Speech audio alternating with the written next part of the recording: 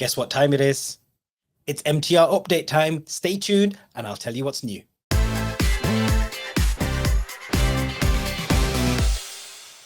Hey everyone, and welcome to another episode of Mo Mondays. In this week's episode, I am going to be talking to you about the latest updates to Microsoft Teams Rooms on Windows.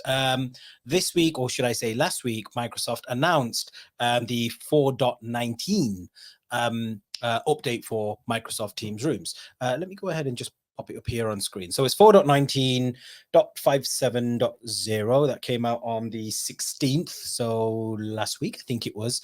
The 4.19 has some pretty good updates, which I'm going to talk you through today. If you haven't seen the release notes, I've got them up on screen, but also you can always end up going to learn.microsoft.com, clicking on the MTR admin guide, and then seeing the release notes there. A link just down below for you guys to be able to see that. Now, as I mentioned a little earlier on, we do have some pretty big updates, in my opinion, that are coming through on the 4.19. Now, before we kick off, if you are not rocking 4.19 yet, i.e. it's not pushed through to your devices, don't worry. Microsoft generally won't push a new update out to everyone all at the same time. It comes out in stages. So you should get it either this week or next week. It should push through anytime now. If you are a bit like me and just want to get the latest updates straight away, then the easiest thing for you to do is go into the administrator account on your Microsoft Teams Rooms, click on the Windows Store, and then download the new application, which will come up as a Skype for Business, or Skype for Business app, I think it comes up as, but it will update if you hit the Windows Store button and then update the apps in there. The MTR update will push through, or you can just wait. Or the third option is go on to Teams Admin Center, and if it's showing up there, hit the push update button, and it will push the update out directly to your machine. Anyway, let's dive right into what is part of the 4.19 one. The first one that I want to talk to you about is actually Skype for Business. So Skype for Business hasn't been around for a while now. There's only very few customers that are still rocking kind of Skype for Business. Generally, it's those customers that sit in defense or kind of public sector, etc., which are a bit more slower moving in terms of, what's new. They're the ones that are on Skype for Business. Most of us should hopefully already be rocking Teams or Teams Rooms. But if you are on Skype for Business, you need to move and you need to come over onto the Teams platform. What you'll find now is you won't actually have, if you click on the MTR settings button on your actual Microsoft Teams Rooms device, you won't see the options where it says Skype for Business only, Skype for Business and Microsoft Teams as a default, and Skype for Business and Teams with Skype for Business as a default. You won't have those options anymore. You'll only have Teams. And to be honest with you, it's like 99% of all users are now on the Teams platform. So hopefully this shouldn't affect you too much. The other update that's a relatively big one is actually for Surface Hub. So you might have seen during Ignite, and if you watched my last video, you would have seen the Ignite announcements on there. Microsoft announced a new Surface Hub 3. Which is in preview. And the Surface Hub 3 also now comes with a Teams Rooms firmware. So it effectively becomes a Teams Rooms device with, best in class kind of touchscreen capabilities, writing capabilities, whiteboarding capabilities, etc. But officially with the 4.19 software, they provide that touch board form factor support for those types of devices, especially the devices that kind of turn around and go into portrait mode and vice versa. The other big update, and I think you guys are really going to love this one, is a new out-of-box experience. Now, if you have a look at the screen that you see here today, Michael Tresler, and by the way, if you haven't heard of Michael Tresler, man, you do need to check out Michael Tresler. I knew Michael Tresler from my Microsoft days. And in fact, let me drop a couple of links down below. He's got a YouTube channel. So it's youtube.com/c/Flinchbot. And back at Microsoft, Michael was the old fountain of knowledge when it came came around to Teams Rooms. He was the go-to guy and still kicks out plenty of videos, plenty of information around Teams Rooms. Currently working at Jabra and kicks out some amazing videos. He actually put a post up showing what the out-of-box experience looks like. And it is really, really good now and very, very simple. So very simple to go ahead and deploy devices. Now, there is a little video that Michael tries to put up, and I'll show you that one in a second. But just before I move into that, one of the other things that Microsoft is doing in terms of the out-of-box experience is providing users with a one-time passcode. So a one-time passcode, which is the screen that you see on your right-hand side inside of the Teams Pro Management Portal. So you need to be a Pro license holder. If in the Pro Management Portal, when you're setting up a resource account, you will be able to set up a one-time password or a one-time passcode. And with that one-time passcode, you simply, as soon as you boot up the machine, it'll give you the option, as you see on the screen, and I'll show you a video in a second. You enter that password in there, and then it just goes ahead and configures your device. No need for you to enter usernames and passwords. In fact, let me throw up the video that Michael put up a little earlier on.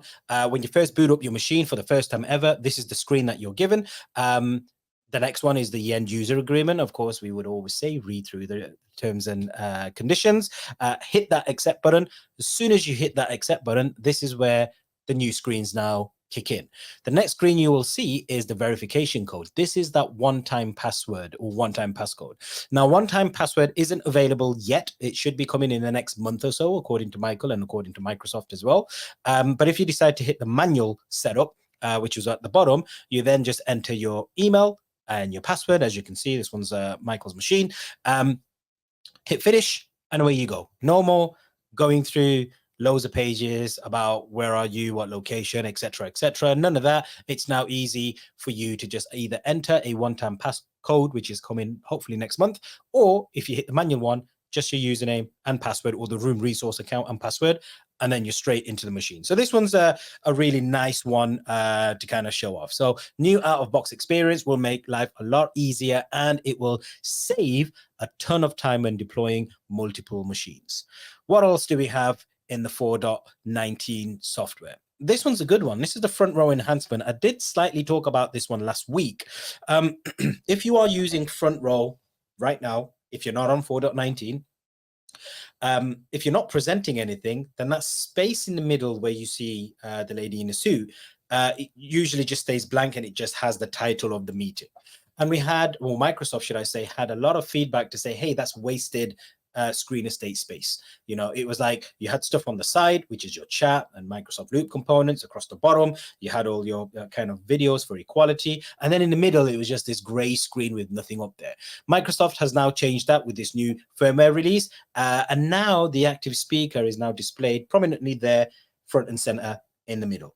So great thumbs up. And again, this just goes to show the feedback that you provide to Microsoft do listen to, and Microsoft does implement that with future releases of firmware on Teams Rooms devices. What else do we have? We have this one across here, bringing people together with Teams live events and Teams town hall events. So town hall, if you haven't seen already, do a quick Bing lookup, not Google, but Bing.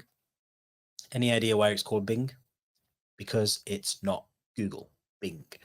Hey, I don't know how true that is. The Microsoft marketing team said that to me. I don't know if they were joking, but it's a pretty cool story to say. But Bing it. If you Bing Teams Town Hall, Microsoft's already published a whole bunch of information around what that is and how it's designed for kind of delivering webinars to the masses effectively. So it's like a Teams live event, but better. But what you were not able to do previously is actually join Teams live events using a Teams Rooms device. You can do that with the 4.19 software. You can enable participation. And then, of course, when the Teams Town Hall finally comes out, then you'll also be able to use your Microsoft Teams Rooms device to be the actual speaker or the presenter on the town hall. So that's a nice update coming through as well. Okay, this one's actually quite a biggie, right? This one slipped through the gaps because during all the Ignite announcements, I did not hear about any of this. And then when I looked onto the release notes, all of a sudden, it showed content camera enhancements. So I was like, oh, let's go check this out. So now what Microsoft is going to enable you to do is use any camera as a content camera. Previously in the past, you'd have to use a certified content camera, and that's the only way you'd be able to use like an analog whiteboard and make it digital. But now actually you'll be able to select any camera as a content camera and it will push through. And for those of you that don't know what a content camera is or does, let me run you through a little video that kind of gives you that experience from the beginning of kind of joining into a meeting. So you can see across here, this person is, on their laptop, they can see the Teams rooms, they hit join. So they're using proximity join here and it joins into the Teams rooms device. And then of course, if you have a whiteboard, an analog whiteboard, so you see the lady standing up to go to the flip chart, using a camera that's pointed at the whiteboard, it will effectively digitize all the ink. But something cool really happens. If you stand in front of that whiteboard, it kind of ghosts your image. So it kind of sees through you and you can see all the writing kind of behind you on the far end. So it's a pretty nifty way of collaborating for everyone to be able to kind of brainstorm, use a whiteboard. You can kind of take that and put it into a digital canvas if you really wanted to. But the idea around this, which is amazing, is the fact that before you had to use a kind of certified content camera. Now you don't. Now if you've got, and many of us have many cameras lying around like webcams or USB cameras or BYOD cameras, you can now plug that into your Microsoft Teams Rooms device and enable it as a content camera. Now, Microsoft do add a stipulation into the release notes. They do say there, Microsoft recommend certified content cameras to make sure everything works smoothly.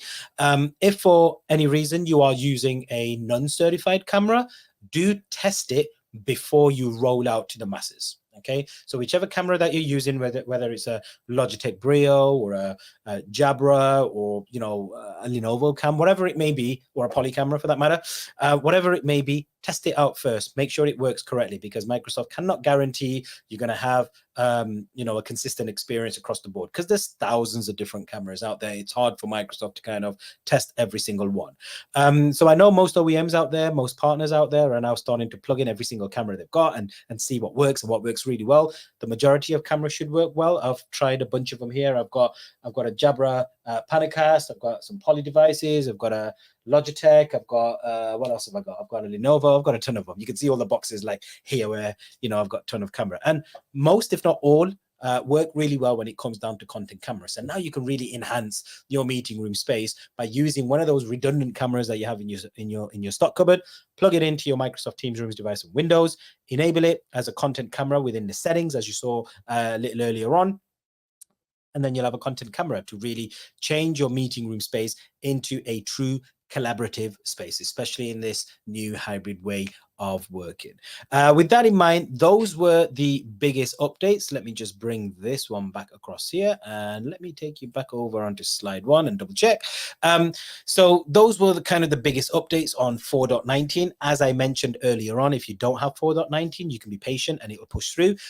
If not, head over to the Windows Store on your administrator account, hit the Get Updates button, and it will install the latest 4.19 software, and then you'll have all of these cool features. So let me know down in the comments below which is your favorite one. For me, content camera is amazing, and from an installation point of view, that new Ubi experience, that out-of-box experience, is phenomenal as well.